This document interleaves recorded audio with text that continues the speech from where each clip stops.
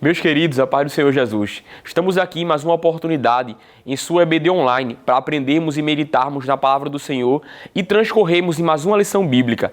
Nesta feita, dando prosseguimento com a lição dos pré-adolescentes, na faixa etária de 11 e 12 anos. Hoje, iremos estudar um pouco mais sobre dons espirituais. Nesta feita, sobre o dom de interpretar línguas. Na aula passada, estudamos um pouco sobre a evidência inicial do batismo no Espírito Santo, que era o falar em línguas. Hoje iremos abranger um pouco mais, abrir um pouco mais este leque e transcorrer um pouco mais nesta temática do falar em línguas, bem como outros dons espirituais, tais como a interpretação de línguas e também um pouco sobre o discernimento de espírito. A nossa lição de hoje está embasada em 1 Coríntios, capítulos número 12, dos versículos 4 ao 10, e o capítulo 14, dos versículos 1 ao 33. É claro que não vai ser possível em sua sala de aula você fazer a leitura de todos esses versículos, senão iria tomar muito tempo. Então, selecione, leia direitinho, veja os versículos mais importantes e mencione junto com eles, faça uma leitura responsiva, leia alguns versículos e peça para que cada um leia um versículo para que possam participar, manusear a Bíblia e assim a cada dia ter afinidade com a palavra do Senhor e não ficar com a Bíblia fechada na escola bíblica dominical. Outra questão muito importante é também trabalhar, a Bíblia diz que você pode trabalhar no aspecto de memorização, explicando e também deixando marcado este texto, que é como se fosse o enfoque dentro da leitura para dar um pontapé de partida para iniciar a lição. A Bíblia diz de hoje está em 1 Coríntios, capítulo número 14 e o versículo 13, na versão NTLH, que é a nova tradução linguagem de hoje, que nos diz: portanto, quem fala em línguas estranhas deve orar pedindo a Deus que lhe dê o dom de interpretar o que elas querem dizer. Como de costume, a nossa lição tem 3 objetivos principais, que são eles: conceituar os dons de línguas estranhas e variedade de línguas, compreender como ocorre o dom de interpretação de línguas e, por fim, apontar que é preciso discernir as falsas manifestações espirituais. A nossa lição tem 3 tópicos, divididos em 3 subtópicos cada um. O primeiro, línguas estranhas ou variedade de línguas. O segundo tópico, o falar em línguas seguido de interpretação. E o terceiro tópico e a conclusão, o cuidado com as falsas línguas. A nossa lição vai dar a oportunidade de estudar um pouco mais sobre as línguas estranhas, sobre esta temática do dom de línguas e também sobre a variedade de línguas e a interpretação e o discernimento de espíritos.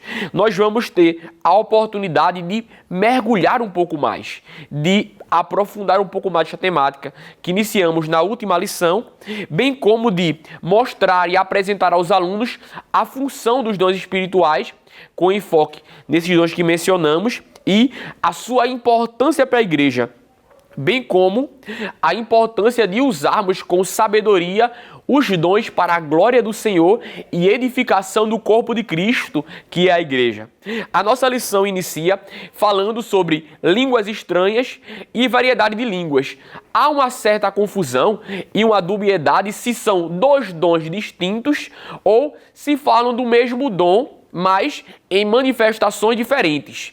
Precisamos entender que o falar em línguas não é apenas um dom, ou melhor, a porta para outros dons. Não é apenas a evidência do batismo no Espírito Santo, mas é ele a porta para vivermos um novo nível de intimidade com Deus, um novo nível de espiritualidade e um novo nível de profundidade em comunhão com o Espírito Santo. Através do batismo no Espírito Santo, com a evidência do falar em línguas, o crente tem a oportunidade de desfrutar de mais dons espirituais e também de uma intimidade mais profunda com o Senhor. Este falar em línguas não se resume ao batismo, mas, como estudamos, ele também é um dom espiritual. E, com o seu desenvolvimento, com a sua abrangência, com a sua finalidade, também se torna o que chamamos de variedade de línguas. Mas precisamos entender passo a passo. Qual é a diferença do dom de línguas e a variedade de línguas? Um é apenas a evidência e o outro é o dom? Não. Ambos é o dom espiritual. O dom de línguas ele é manifesto no ato do batismo e com o seu desenvolvimento ele também é conhecido como a variedade de línguas. Por sua vez, o dom de línguas ele tem a função de edificar quem fala, edificar quem recebe, edificar quem está oralizando, pronunciando este dom, que está glorificando a Deus nesta linguagem espiritual. Ou seja, o dom de línguas edifica a quem fala. Por outro lado, nós vamos perceber que há uma diferença no dom de línguas, que é variedade de línguas também, para a interpretação de línguas. Haja visto que quem interpreta as línguas, precisamos deixar claro que não é bem uma tradução, como do inglês para o português e dentre outros idiomas, mas é uma interpretação de uma mensagem que é passada através de uma língua espiritual, de uma linguagem sobrenatural, da parte de Deus para a igreja, da parte de Deus para os crentes. Então, quem fala em línguas edifica a si mesmo, se auto-edifica. Mas quem interpreta as línguas, ele edifica a igreja, edifica o corpo de Cristo. A edificação é coletiva. Paulo, ele vai deixar isso bem claro quando começa a trabalhar com os coríntios, escrevendo a igreja aos Coríntios. Como podemos ver isso no capítulo 12 da primeira epístola aos Coríntios, como podemos ver neste primeiro tópico também de nossa lição, que é o tópico A do tópico 1 de nossa lição, que é o primeiro subtópico. Paulo vai deixar algumas instruções e orientações para os crentes de Coríntio. Primeiro, ele deixa claro que naquela igreja eles tinham todos os dons espirituais presentes e atuantes, como podemos ver em 1 Coríntios, capítulo 1, versículo 7, que vocês não têm deixado de receber nenhum dom espiritual, enquanto esperam a vinda do nosso Senhor Jesus Cristo, conforme essa linguagem que eu trouxe, a NTLH, a nova tradução linguagem de hoje. Mas, por outro lado, eles tinham um problema de organização, de disciplina, de comportamento no culto e também de arrogância e orgulho entre si. Eles eram indisciplinados em relação ao uso dos dons. Eles não respeitavam a liturgia e a ordem do culto. Todos falavam em línguas, profetizavam ao mesmo tempo e não havia organização e ordem para que a igreja fosse edificada e o nome do Senhor fosse glorificado e houvesse crescimento e aprendizado. Por isso, Paulo vai deixar bem claro no capítulo 14, o versículo 40, que tudo o que eles deveriam fazer tinha que ser com ordem e decência, com organização e com responsabilidade. Com esta compreensão que os dons são para edificação, é usado para a glória de Deus, mas precisa haver uma compreensão do momento certo de exercer o dom que o Espírito Santo concede a cada um, conforme lhe apraz para a glória do nome do Senhor. Paulo também instrui que a função do dom espiritual não é o autoengrandecimento, nem achar que é superior aos outros por possuir mais dons do que outros irmãos. Não.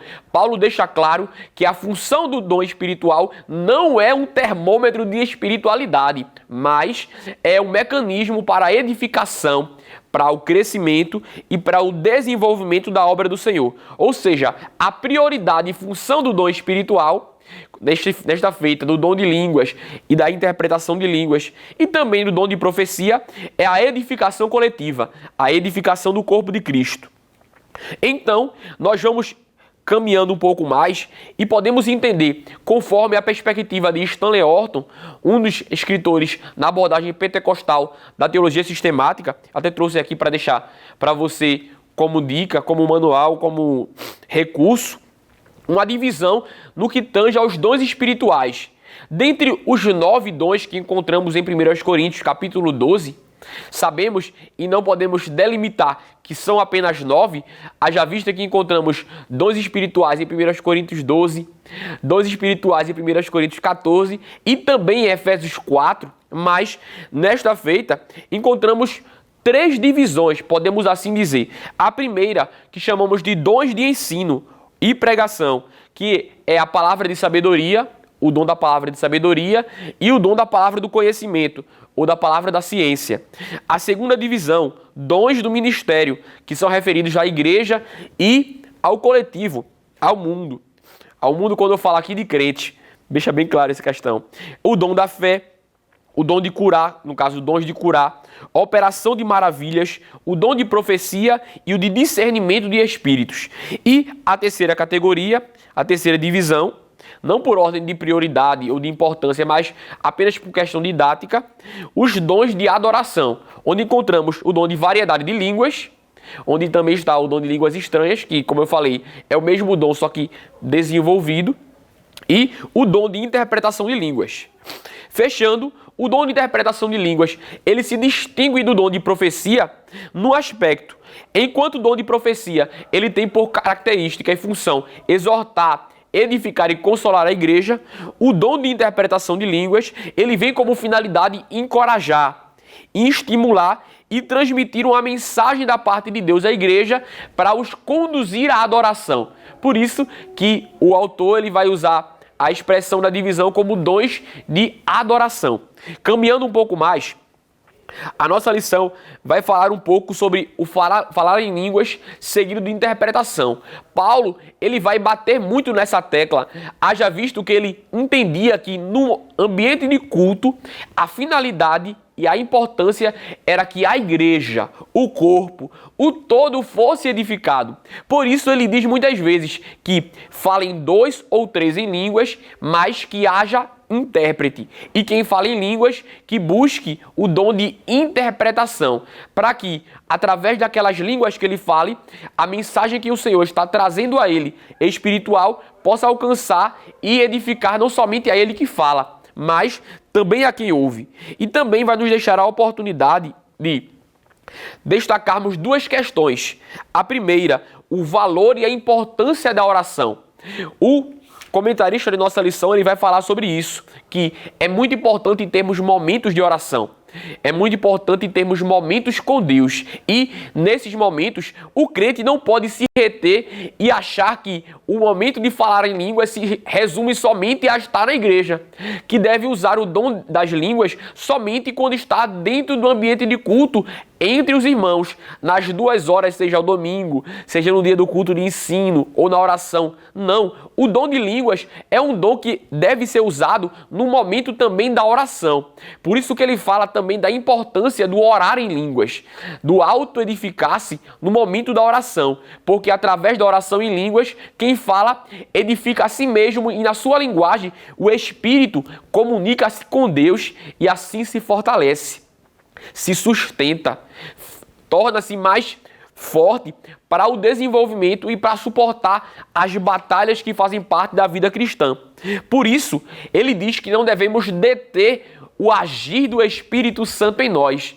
Trabalhe isso com seus alunos, estimule eles a orar, a buscar mais de Deus, e aqueles que são batizados com o Espírito Santo a descerem na oração e também não terem medo de falar em línguas, mas deixarem o Espírito fluir através da vida deles, as palavras espirituais, para que eles se tornem a cada dia crentes mais fortes, mais sustentados e encorajados por Deus para o desenvolvimento da obra. Caminhando também, ele fala a respeito da finalidade da interpretação, como eu já mencionei aqui, a edificação da igreja, e também sobre a questão da arrogância, do orgulho e da soberba, deixando claro que aquele que fala em línguas e possui dons espirituais não é tido como mais espiritual ou melhor do que os demais irmãos. Ele só foi agraciado por Deus com este dom para edificação da igreja, não para o autoengrandecimento. Caminhando para a conclusão, o escritor vai deixar um ponto muito importante. Aqui também podemos trabalhar a questão do dom de discernimento de espíritos. Ele vai deixar essa questão sobre as falsas línguas. E aqui nós podemos refletir e termos este cuidado. Ouvimos muitas coisas por aí afora, muitas profecias, muitos que falam em nome de Deus sem serem usados por Deus. É como o ditado popular que ouvimos por aí afora: nem tudo que reluz é ouro, nem tudo que fala em nome do Senhor é o Senhor. Jesus disse: nem todo que diz Senhor, Senhor entrará no reino do céu. Por isso, Precisamos deixar claro este cuidado com os falsos mestres, com os falsos profetas, com os falsos que entregam profecias que não são vindas da parte de Deus, mas frutos dos seus próprios corações e até mesmo de influências malignas. Por isso que ele diz que, em primeiro lugar, as línguas são espontâneas. O profeta Zacarias, no capítulo 4 e o versículo 6, ele diz: não por força nem por violência, mas pelo meu espírito, diz o Senhor. A questão também das falsas línguas, nós encontramos quando destacamos os falsos profetas, em Mateus capítulo 24, dos versículos 10 ao 13, e também Mateus capítulo 7, versículo 16. Jesus deixa bem claro: pelos frutos conhecereis as árvores, porque há muitos que até falam línguas, até profetizam, até dizem ser usados por Deus, mas não têm um compromisso com o Deus da Bíblia, não tem compromisso com o Evangelho, tem um compromisso com o seu status, com a sua autopromoção, com a fama, com este mundo midiático. Mas Deus não está interessado em nada disso. Deus está interessado por nós e em nosso comprometimento com Ele e com sua palavra. Por fim, precisa-se haver esta compreensão e este cuidado para que nenhum de nós seja enganado por falsos mestres, por falsas profecias, por falsos que se levantam em nome do Senhor sem serem enviados pelo Senhor. Por isso, precisa-se haver esta compreensão e esta busca por mais de Deus, por discernimento espiritual e também pelo dom de interpretação de línguas. Ao finalizar a sua aula, ore com seus alunos, estimule eles a buscar mais de Deus. Os dons espirituais são para nós, é para eles. Deixe isso bem claro, para que eles não sejam levados por nenhum vento de doutrina, como o cessacionismo, que diz que os dons espirituais ficaram no tempo da igreja primitiva. Mas não, Pedro disse: a promessa é para nós. Por isso, deixe isso claro, deixe Deus lhe usar, lhe conduzir e seja ministro de Deus para abençoar a vida de seus alunos. Que Deus te abençoe, que Deus te ajude. E não se esqueça, antes de sair, deixar seu like, o seu comentário e também compartilhar esta aula para que possamos alcançar mais vidas e assim possamos ser canais de bênção para o nome do Senhor ser glorificado a cada dia mais. Deus te abençoe e até a próxima aula.